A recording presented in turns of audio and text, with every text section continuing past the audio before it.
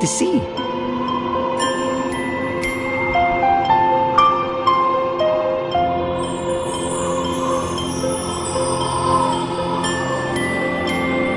This is the story of an ordinary little boy named Charlie Bucket. He was not faster or stronger or more clever than other children. And though his family was terribly poor, Charlie was the luckiest boy in the world. He just didn't know it yet. Willy Wonka's chocolate factory. No one's been in or out for years. Not since he closed it up and sent us all home. I know, Grandpa Joe. I wish we could see inside. And the world wished along with him. Then one day came an unexpected proclamation. Dear people of the world, I, Willy Wonka, have decided to allow 5 children to visit my factory. 5 golden tickets have been hidden beneath the wrappers of 5 ordinary Wonka bars. Each of the finders will be shown around the factory personally by me. In addition, one of these children will receive a special prize beyond anything you could ever imagine. Beyond anything you could ever imagine. But I haven't any money for chocolate. Nothing's impossible, Charlie. Nothing. The first golden ticket was found by a gluttonous boy named Augustus Gloop. I am eating the Wonka bar, but I taste the ticket. The second by a spoiled little girl named Veruca Salt. Daddy, I want a golden ticket now. The third was found by Violet Beauregard, an arrogant gum-chewing champion. The winner of that special prize is gonna be me. And the fourth golden ticket was found by an ill-mannered genius named Mike TV. I calculated just where to look. An idiot can do it. Charlie's dream of exploring the Wonka factory was fast slipping away. When fate intervened. $10! Nothing's impossible, Charlie. Look, Grandpa Joe! Look! I've got it! I found the last golden ticket! You're pulling my leg, Charlie, aren't you? You're having a little joke. No, Grandpa Joe! Look! Then get the mud off your trousers. You've got a factory to go to. And the very next day, Charlie, Grandpa Joe, and the other 4 ticket holders gathered at the gates of the chocolate factory exactly as each ticket had instructed. And they all had big plans for when they got inside. Dear visitors, it is my great pleasure to welcome you to my humble factory. What's with the heat? Doesn't this crummy place have air conditioning? Crummy? First of all, my boy, this is the lobby, not the crummery. Why would I keep the crummery so close to the entrance when crumbs are so obviously the last things added to any treat? It makes no sense. Secondly, my workers are used to an extremely hot climate, and I must keep them happy, mustn't I? Who are the workers? You really should speak up. It's difficult to understand your mumbling. Who are you? He's Willy Wonka. Really? I am. Mr. Wonka, I don't know if you remember me, but I used to work here in the factory. Were you one of those despicable spies? No, sir. Then wonderful. Welcome back. Shall we begin the tour? Wait, don't you want to know our names? I can't imagine how it would matter. Now come along. I can't believe we're really here. Me neither, Charlie. Let's make the most of it. And here is one of the most important rooms of all. Wow, look at him go. He's gonna be made into marshmallows. Impossible. Unthinkable. That pipe doesn't go anywhere near the marshmallow room. Besides, can you imagine the taste? No one would buy that. What's going to happen to him? Oh, he'll be all right. The Oompa-Loompas will fish him out in no time. Once he's dried off, the Oompa-Loompas will roll him in nuts and send him on his way. Yeah. Ah, the boat is here.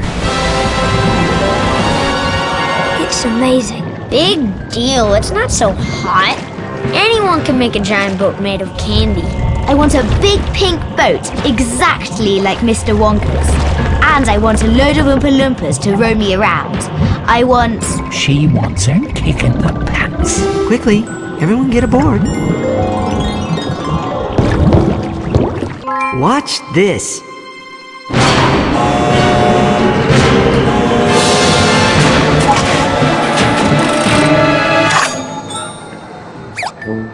this supposed to be gum? Not just gum, the most amazing and sensational gum in the universe. For you see, this gum is a whole 3-course dinner all by itself. Why would anyone want that? Only because it'll be the end of all kitchens and all cooking forever. That piece happens to be tomato soup, roast beef, and blueberry pie. And it's gum! I'd rather you didn't. There's still 1 or 2 things. I'm the world record holder in chewing gum. I'm not afraid of anything.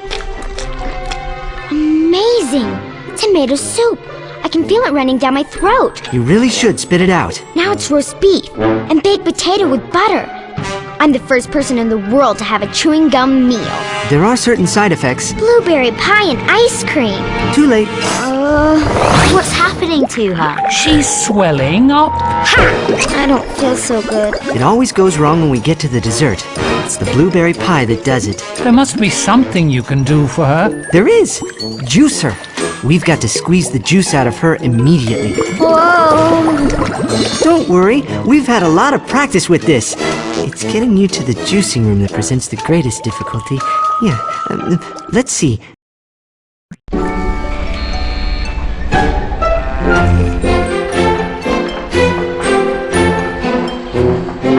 There you are. Come along. And there they are. Square candies that look round. They don't look round to me. They look square. They look completely square. But they are square. I never said that they weren't. But you said they were round. I never said anything of the sort. I said they looked round. Watch their eyes. See? There you are. They're looking round. There's no argument. By golly, he's right. Something's not right. Oh, blast. The candies are falling off the edge of the table and aren't being sorted. You mean people actually eat these candies? Absolutely. But before they can be eaten, they need to be packaged correctly. Not a simple matter when you consider they keep staring at you. And certainly no one is going to eat them after they've fallen on the floor. You, get in there and sort this all out. Come, move along, and then we can get back to the tour. Me? Go ahead, Charlie. You can do it.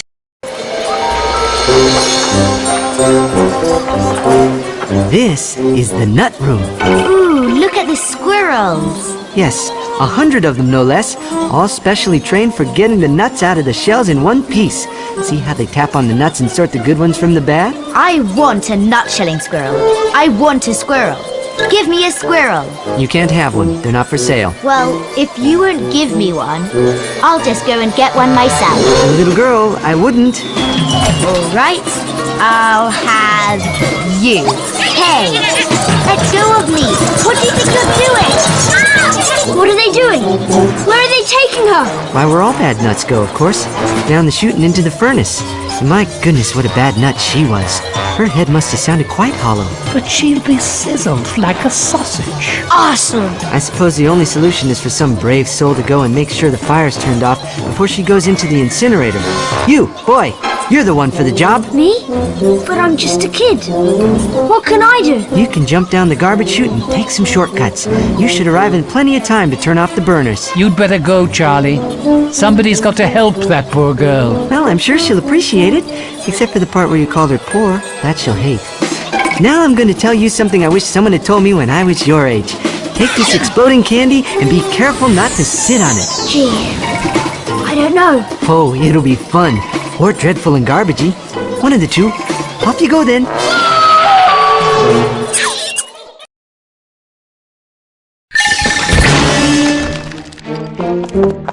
Grandpa Joe, Mr. Wonka, I made it through! But the furnace wasn't on.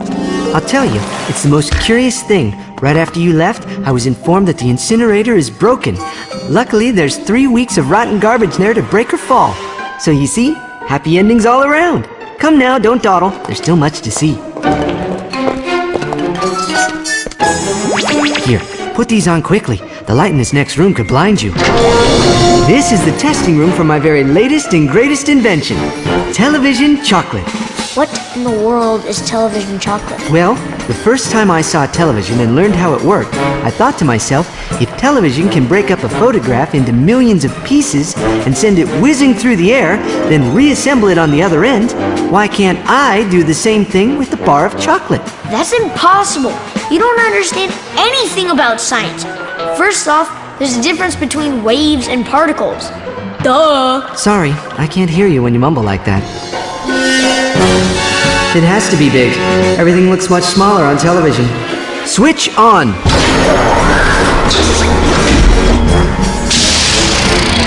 It's gone. Not quite. It's now rushing through the air above our heads in a million tiny pieces. Quick, this way. Watch the screen.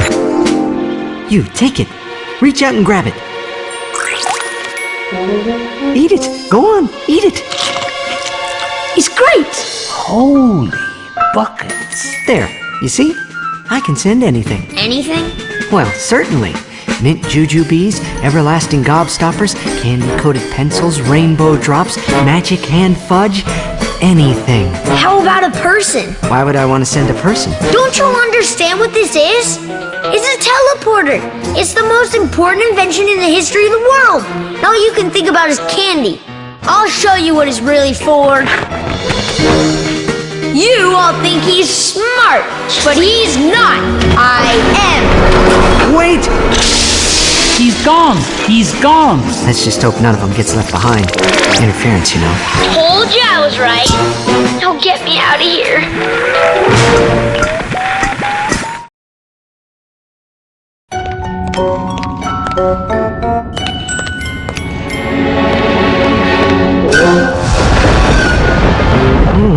There's another one. Oh, dear, dear, dear. I do hope they get here soon. Hello, Mr. Wonka. Well, I was beginning to think that the bunch of you would never get here. Bunch. Mr. Wonka, Charlie's the only kid left. What? Why, come to think of it, yes, that's right. You are the only one, Charlie. What does that mean, Mr. Wonka? I'll tell you exactly what it means. But my dear boy, don't you know what that means? That means that you've won. What's going on? Oh, nothing to be concerned about. Just my chocolate empire crumbling to ruin. But as I was saying, Charlie, as the last child, that means you've won. What do you mean, crumbling to ruin? Aren't you even the least bit curious about what you've is leading up to? Fine, very well, on to business if you must. In that mine is an absolute fortune in rock candy. Unfortunately, the ground in there has become unstable and... there you see? I'm afraid it's only a matter of time before all that rock candy gets buried forever in a chocolate avalanche. I'll be ruined. Wow. That's a tough break, Mr. Wonka. Unless someone were to go in there and bring out every single piece of rock candy that they can find. Someone like you, Grandpa Joe. Forgive me for saying so, Mr. Wonka, but that sounds dangerous. But of course it's dangerous, my dear fellow, which is why you can't do it. It's far too dangerous for such an elderly gentleman. I'm not that old. It's okay, Grandpa Joe. I'll do it. You will? I mean, of course you will. That's a boy. Now, when you're digging in there, watch out for the irritated coconuts. They can't hurt you, but they will slow you down.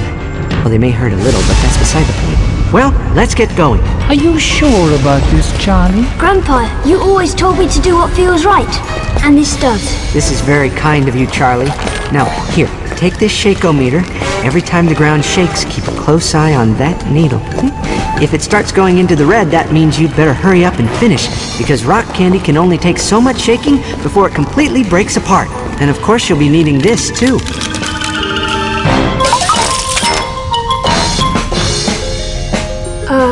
Right. Okay, I'm going in. Attaboy, Charlie.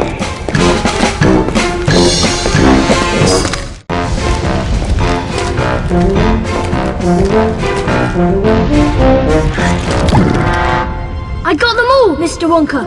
It's finished. Charlie, Charlie, Charlie. You've won! You've won! Oh, I do congratulate you, I really do. I had a hunch from the beginning that you were the one. Well done! What does that mean, Mr. Wonka? There's plenty of time for that, but right now there's no time for anything at all. Luckily for us, we have the great glass elevator to speed things up. Right this way. Look at all the buttons. Oh, this is no ordinary up and down elevator. No, no, no. This elevator can go sideways and long ways and slant ways and any other way you can think of. You simply press that button and you're off. In fact, I think it's time for a very special button. Go ahead, press it. Hold on!